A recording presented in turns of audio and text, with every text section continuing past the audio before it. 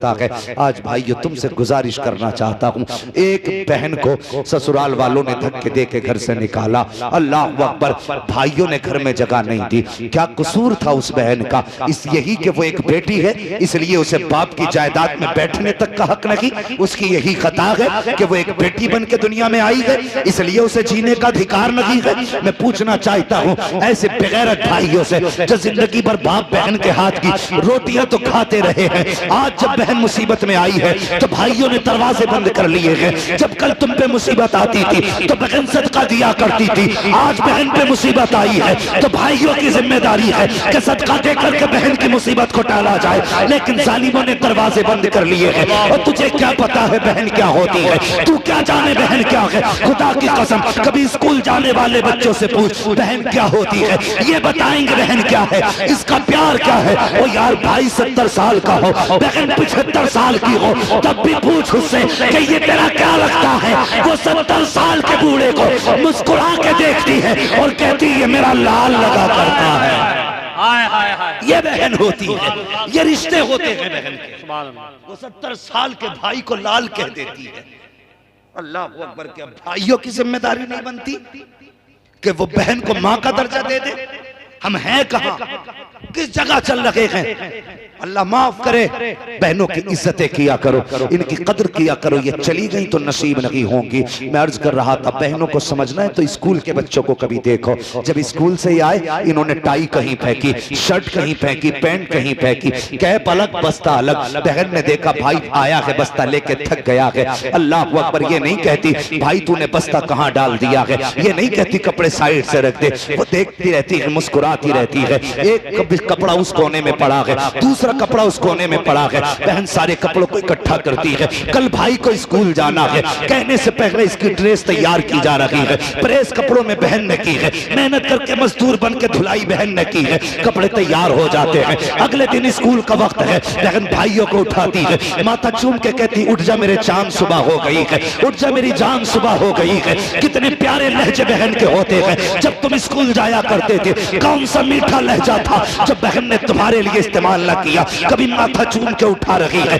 कभी हाथ चूम के उठा रही है, कभी पैर के तल में चूम के उठा रही है। बहन ने उठाया है, तैयार किया है, ड्रेस पहनाई है, भाई तैयार हुआ है, बहन ने टिफिन तैयार करके हाथ में दे दिया। जब टिफिन तैयार करके बहन हाथ में दे चुकी है, बहन बैठ करके भाई के पैरों में अपने हाथ से जूते पहना रही है। और तू हाथ से दुपट्टा नहीं दे सकता, वो तेरे पैर पकड़ के जूते पहना रही है। और जब तूने 2 कदम बढ़ाए, ठोकर लगी, तेरे पैर पे मिट्टी लगी, तूने कहा बहन जूता सन गया है। वो अंदर नहीं गई है, न एक पुराना कपड़ा नहीं देखा है, गंदा कपड़ा नहीं देखा। जब तूने कहा जूते पे मिट्टी लग गई है, तेरी बहन ने अपना वो दुपट्टा जो सर की इज्जत भी है, जो सर का वकार भी है, जो बहन की शान भी है, जो बहन की आन भी है, उसी दुपट्टे का कोना पकड़ती है, जूता साफ करना शुरू कर देती है।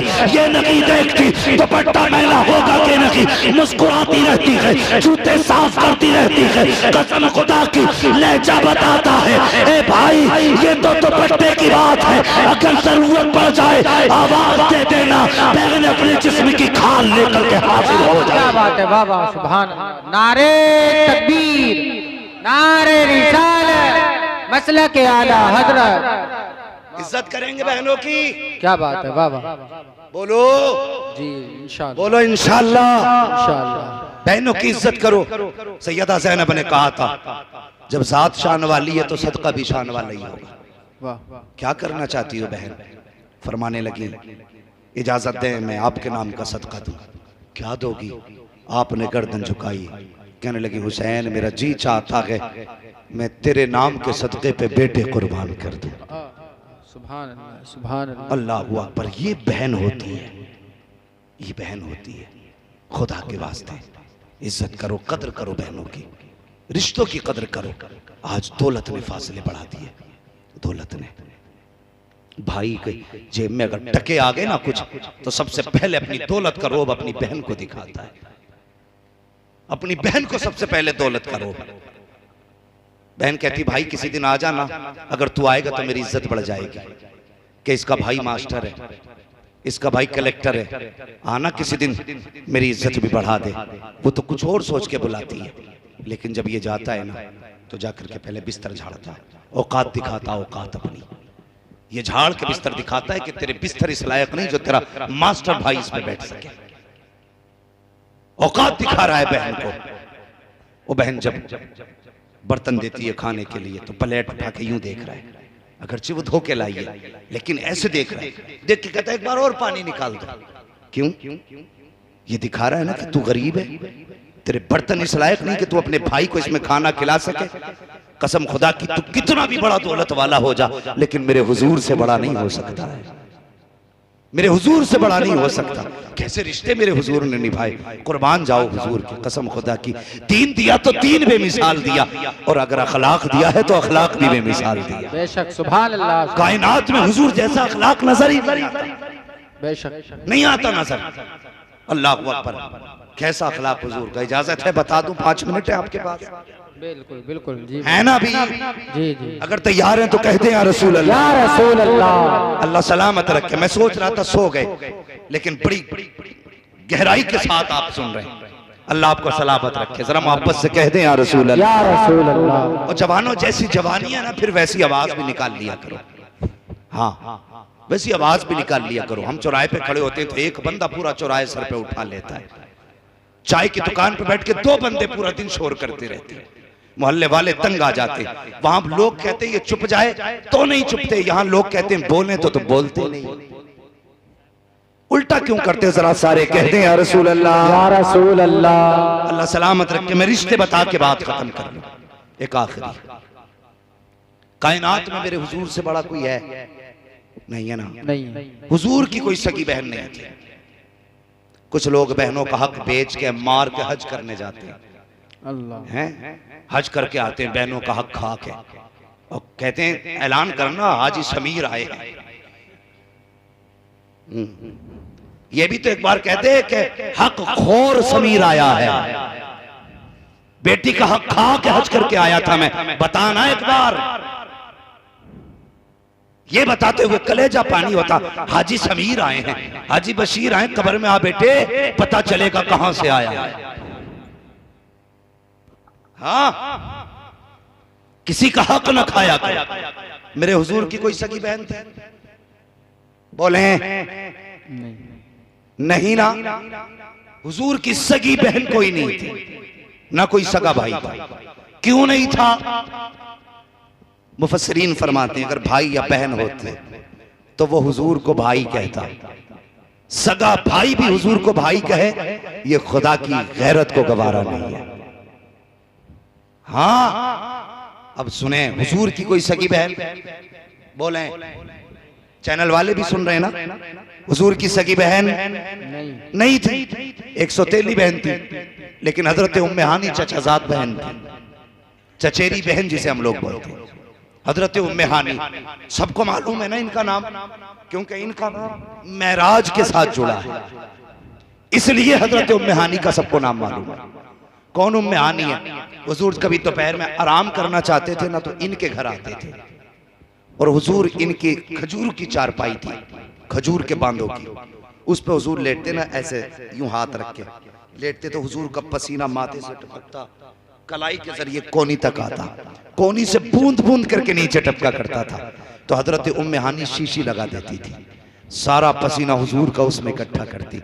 जब कोई लड़की दुल्हन बना करती तो इत्र की जगह हुजूर का पसीना लगा दिया। क्या बात है, वाह वाह, बेशक। ये हजरत उम्मे हानी, ये हजरत उम्मे हानी, और जिसके हुजूर का पसीना लग जाता था उसकी 7 पुश्तें महका करती थी। बेशक, सुभान अल्लाह। ये हुजूर का पसीना था, 7 पुश्तों तक मसले महकते थे। तो ये उम्मे हानी, हुजूर इनके घर आराम करते थे। जब ये ईमान लाई ना, तो एक रिवायत के मुताबिक शोहर ने इन्हें छोड़ दिया।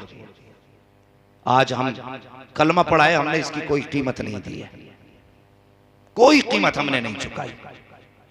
आज बंदे मुसलमान कहलाते हुए शर्माते हैं अपने आप को। कल पिट पिट के वो कहते थे हम मुसलमान हैं, चर्बी पिघलती थी कहते थे हम मुसलमान हैं। मुश्किल उस दौर में था मुसलमान होना। लोग कहते हैं आज मुश्किल, आज क्या मुश्किल है भाई? उन्होंने पत्थरों पे नमाजें पढ़ी, आज एसी में बंदे को मुश्किल लग रहा है। हैं एसी लग रही है, कालीन बिछवा दी मुतवल्लियों ने, आओ भाई पढ़ो नमाज, हम एसी चलवाएंगे, जनरेटर चलवाएंगे। लेकिन फिर भी बंदा कहता बड़ा मुश्किल होता गर्मी में नमाज पढ़ना। आज मुश्किल है या तब मुश्किल था जब कोड़े मारे जाते थे, तब मुश्किल था जब चटाई में लपेट करके धुएं की धुनी दी जाती थी, दम घुट जाता था, तब मुश्किल था ना। अल्लाह अकबर। उम्मे हानी ईमान लाही शोहर ने छोड़ा, अकेली रह गई। हुजूर हिजरत करके मदीना शरीफ आ गए। 10 साल हुजूर के बगैर हजरत उम्मे हानी ने गुजारे। कोई कमाने वाला नहीं था। आज लोग पैसों के लिए कमाते हैं, कल लोग रोटी के लिए कमाया करते थे। सबसे बड़ा अमीर वो होता था जिसके घर में पेट भर के खाना होता था। आज खाने देखो, एक एक भगोने भर के फेंके जा रहे हैं बने बनाए खाने। कभी हिसाब लगाया अगर ये खाना किसी यतीम गरीब के मुंह तक चला जाता तो कितने वक्त का उसके भूख का इंतजाम हो जाता? कभी हम नहीं सोचते, कभी ख्याल नहीं आता हमें। 10 साल इंतजार किया उम्मे हानी ने, 10 साल। 10 साल के बाद हुजूर तशरीफ लाए, फतह मक्का हुआ। जब मक्का शरीफ में हुजूर तशरीफ लाए ना, तो आज हजारों तलवारें हुजूर के साथ थी, हजारों तलवारें। जब मक्के की गली में गुजरे, उम्मे हानी के बच्चे की निगाह पड़ी, देखा, देख करके घर की तरफ दौड़े, कहने लगे माँ जिसको तू भाई कह के पुकारा करती आज हमने उसे देखा है। माँ ने कहा क्या कह रहे हो? हाँ माँ, जिन आंखों की तारीफ करते तुम नहीं थकती आज हमने उन आंखों को देखा है। जिस चेहरे को कहती है ना चांद से ज्यादा हसीन है, हमने उस चांद से चेहरे को देखा है। माँ कहती क्या कह रहे हो? हाँ माँ, जिनकी तू बात बताती है कि वो हमारे घर आके लेटा करते थे, आज हमने उन्हें मक्के में देखा है। हजरत उम्मे हानी कहती हैं हुजूर की आमद की खुशी से खबर सुनी है, मेरा कलेजा खुशी से उछलने लगा। अचानक बच्चे कहते हैं ए माँ, कल वो गुर्बत का दौर था जब हमारे घर आके बैठा करते थे। ए माँ, तू कहती है तुझसे उनका बहन भाई का रिश्ता है, क्या आज वो सरदार बन के आए हैं? आज भी अपनी गरीब बहन के घर आएंगे? ए माँ बताना, आज उन्हें अपनी गरीब बहन का घर याद होगा? उम्मे हानी कहती है जब बच्चों ने इतनी बात कही थी तो मैं शशोपंज में थी। अगर हाँ कहती हूँ, नहीं आए तो क्या होगा? ना कह देती हूँ, आ गए तो क्या होगा? कहती मैं सोच ही रही थी कि मेरे मुंह से निकल गया बेटे वो जरूर आएंगे, कभी इतनी बात कही थी। थोड़ी देर गुजरी है कि दरवाजे पे दस्तक होती है। मैंने कहा मंदक्कल बाप, दरवाजा किसने बजाया? आवाज आती है अना मोहम्मद रसूलुल्लाह का। जैसी इतनी आवाज आई है मेरे बच्चों ने छलांग लगाई, जाके कोई हुजूर के कदमों से लिपट गया, कोई दामन से लिपट गया। कहती हुजूर ने पर्दा हटाया, मैं आका को देख रही थी, आका मुझे देख रहे थे। कहती मुझे आंखों पे भरोसा न था, लगता था जैसे कोई ख्वाब नजर आ रहा हो। अल्लाह अकबर। कहती हुजूर मुझे देखते रहे। उसके बाद सरकार ने फरमाया उम्मे हानी घर पे ही खड़ा रखोगी या अंदर आने की भी इजाजत दे दोगी? कहा जैसे हुजूर ने इतना कहा है। मैंने कहा या रसूल अल्लाह, ये घर भी आपका है, हम भी आपके हैं, इजाजत की जरूरत क्या है? अंदर तशरीफ ले आइए। अब सुने वो बेगैरत भाई जो बहन के घर जाके बिस्तर झाड़ा करते हैं, कान खोल करके सुने। उम्मे हानी कहती है जब हुजूर अंदर आए हैं मेरे घर में बिछाने के लिए बिस्तर भी न था, चारपाई भी न थी। आका आए हैं, आपने दाएं बाएं देखा, एक टूटा हुआ चटाई का टुकड़ा पड़ा था, बोरिया पड़ा था। कहते हुजूर उसी पे आके बैठ गए। कहती मुझे पैदा करने वाले की कसम, हुजूर ने कर्ज तक नहीं झाड़ी है। आज मक्के के फाते बन के आए हैं, लेकिन बहन के दरवाजे पर आए हैं। तो दरवाजे पे आने के बाद आप बगैर मर्जी की इजाजत के अंदर दाखिल भी नहीं होते हैं, बगैर बिस्तर को झाड़े उसी चटाई पे बैठ जाते हैं। उम्मे हानी कहती है मैं हुजूर की सादगी देखती तो देखती रह गई। उसके बाद आका कहते हैं गुमान तो मेरा ये था सरकार मक्के में आए हैं, बड़े बड़े सरदारों ने इंतजाम किया है, लोग राहों में खड़े थे, किसी अमीर के यहाँ दावत रखी होगी, कहीं आका ने खा लिया होगा। लेकिन कहती कुर्बान जाऊं मैं उस लहजे के जब आका ने मुझसे कहा था उम्मे हानी भूख लगी है, कुछ खाना नहीं खिलाओगी? जब आका ने इतना कहा है, कहती मैं फौरन उठी हूँ, जाकर के किचन में चली गई। मैंने किचन में जाकर के एक एक बर्तन तलाश किया, कहा कुछ भी ऐसा ना था जो मुस्तफा को बना के खिला देती। कई दिन का तो बच्चों का फाका था, बनाने के लिए कुछ भी ना था। लेकिन मैं शर्म की वजह से जब किचन के अंदर रुक गई। आका करीम तो दिलों के हाल जानने वाले हैं, सरकार फरमाते हैं उम्मे हानी कुछ भी ताजा ना बनाना, जो रखा हो वही लेके आओ। कहती जब सरकार ने इतना कहा जो रखा के वही लेके आओ। मुझे याद आया मेरे घर में एक जो की रोटी का टुकड़ा है जो कई दिन का रखा हुआ है। कहती मैंने वो टुकड़ा उठाया, थोड़ा सा प्याली में सिरका लिया, जाके आका की बारगाह में पेश कर दिया। या रसूल अल्लाह मैंने ये लाई हूँ, आका करीम के आगे रखा। अब सुने, जो बहन की रोटियां देख करके माथे पे लकीरें डाला करते हो, उम्मे हानी कहती है सरकार ने रोटी को देखा, चेहरे पे लकीर नहीं आई, माथे पे बल नहीं आई, आंखों में गुड़ी नहीं आई है,